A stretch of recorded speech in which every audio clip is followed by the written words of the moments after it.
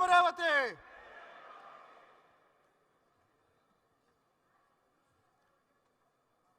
ఒక భూతాన్ని సమాధి చేసి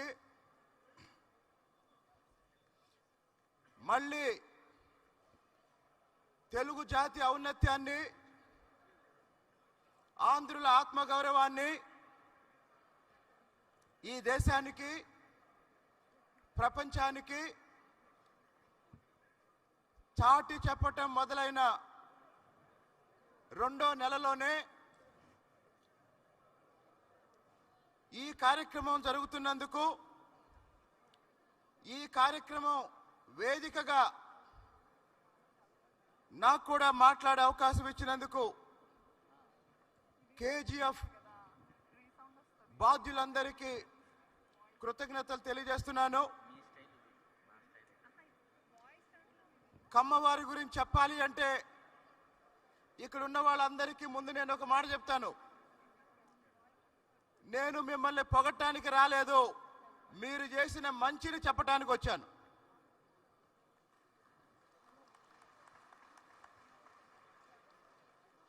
నేను మిమ్మల్ని విమర్శించడానికి రాలేదు. అక్కడక్కడ జరిగే 1-2 పొరపాట్లు మీ దృష్టికి తీసుకురావడానికి వచ్చాను.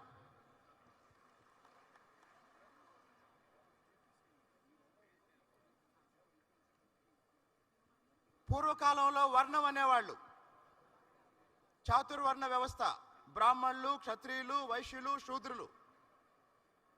ఈ కమ్మవారు కూడా శూద్రులే. ఆ తర్వాత ఒక 1000 సంవత్సరాల క్రితం వర్ణం అనే పదం బదులు జాతి అనే పదం వచ్చింది. ఆ తర్వాత పోర్చుగీస్ వాళ్ళు వచ్చిన తర్వాత క్యాస్ట్ అనే పదం వచ్చింది. క్యాస్ట్ అనే పదం ఇంగ్లీష్ పదం కాదండి. క్యాస్ట్ అనే పదం పోర్చుగీస్ వాళ్ళు తీసుకొచ్చారు. దాన్ని మనం తెలుగులో కులం అని వాడుకుంటున్నాం. దాదాపు నాకన్నా ముందు మాట్లాడిన కృష్ణప్రసాద్ గారు, పెద్దలు జనార్దన్ గారు, వీళ్ళు 400-500 సంవత్సరాల కమ్మవారి చరిత్ర గురించి మాట్లాడారు. మన దేశంలో వ్యవసాయం మొదలైన రోజు నుంచి కమ్మవాళ్ళు ఉన్నారు.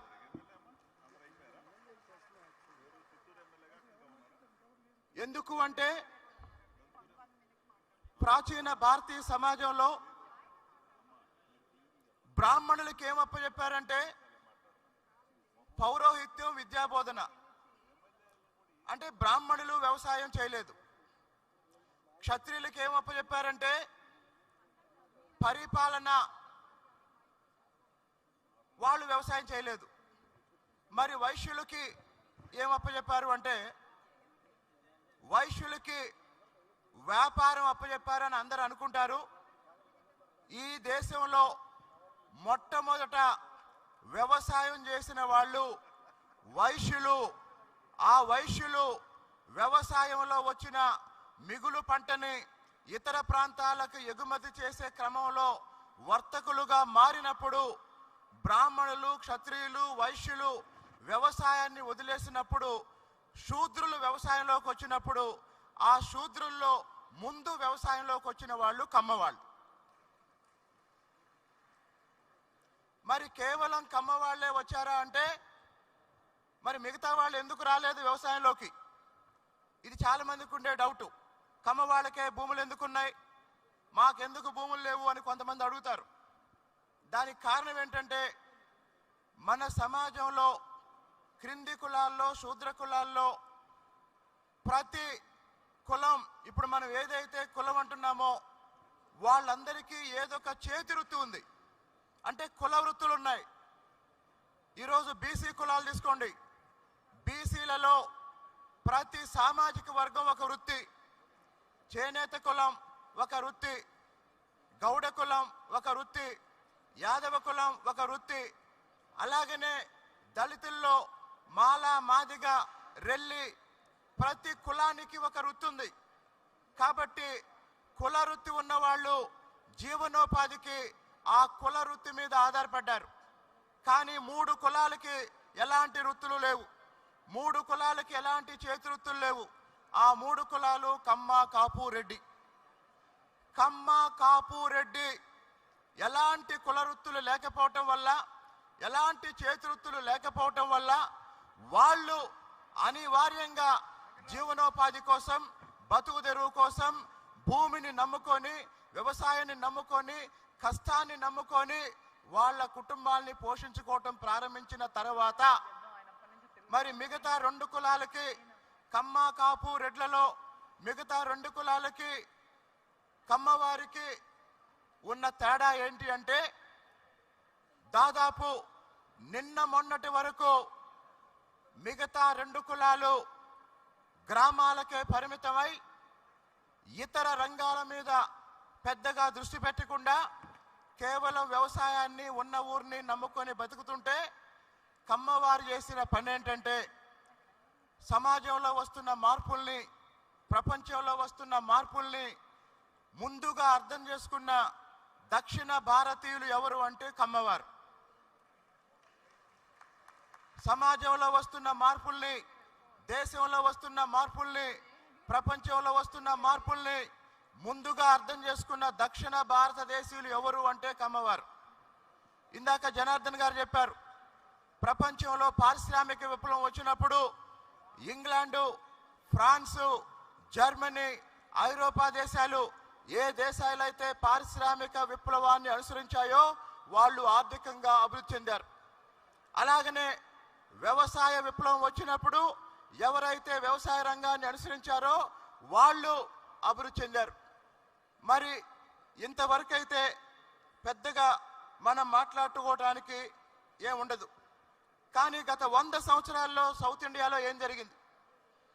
100 సంవత్సరాల క్రితం మద్రాసు కేంద్రంగా ఒక ఉద్యమం జరిగింది. ఇప్పుడున్న తరానికి తెలియదు, ఇప్పుడున్న చాలా మందికి తెలియదు.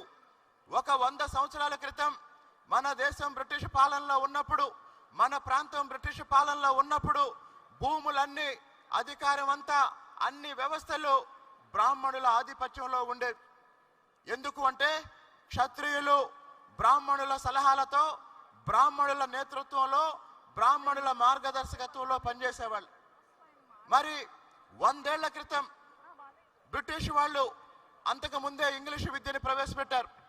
మరి ఇంగ్లీషు విద్యను ప్రవేశపెట్టిన తర్వాత దళిత సమాజంలో, బీసీ సమాజంలో, మిగతా సామాజిక వర్గాలు కష్టపడి చదువుకోవటానికి ప్రయత్నం ప్రారంభించిన ఆ రోజు అవకాశాలు రాలేదు.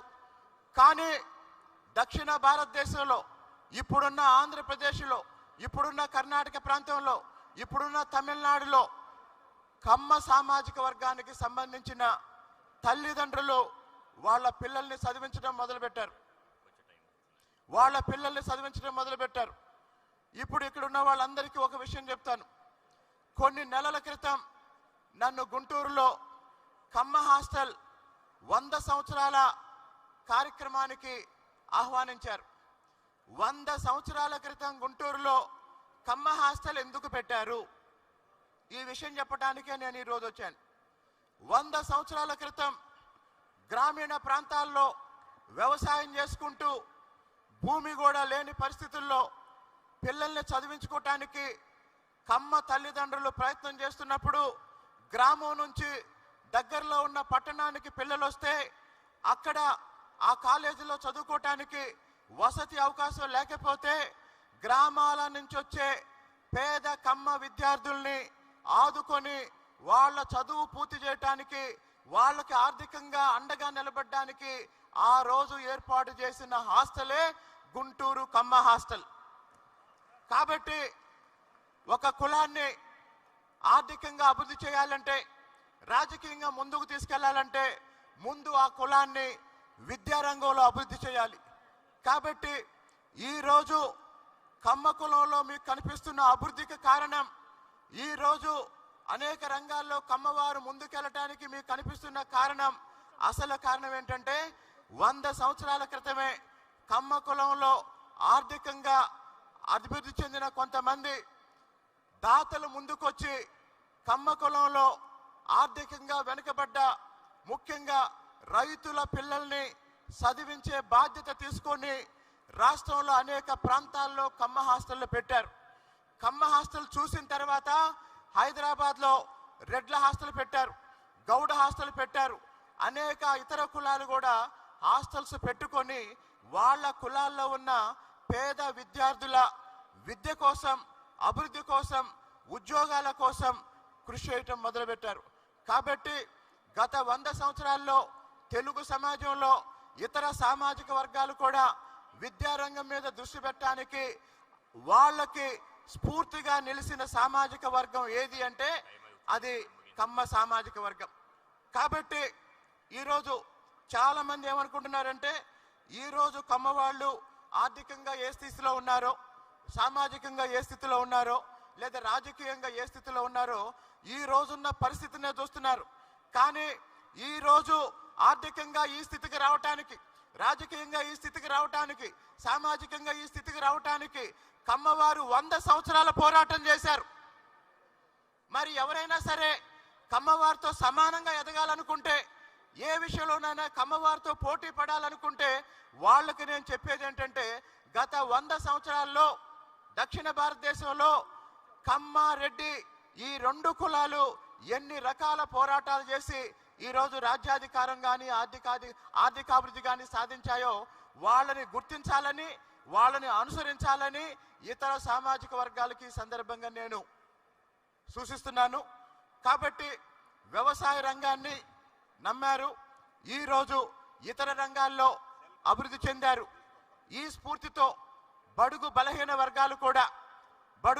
వర్గాలు కూడా విద్యారంగం మీద దృష్టి పెట్టి పిల్లల్ని చదివించి పిల్లల్ని ఉన్నత ఉద్యోగులుగా తీర్చిదిద్ది కులాన్ని, పేదరికం నుండి బయటపడే విధంగా కృషి చేస్తారని తెలియజేస్తూ ఆఖరిగా నేను చెప్పాలనుకున్నది ఏంటంటే గత 5 సంవత్సరాలుగా కమ్మ సామాజిక వర్గం అనుభవించినంత మానసిక ఆవేదన, రాజకీయ అంటరానితనం, ఆర్థిక అరాచకం ఇతర కులాలు ఏవి అనుభవించలేదు. గత 5 సంవత్సరాలుగా ఎంత మానసిక క్షోభ అనుభవించారో నాకు తెలుసు.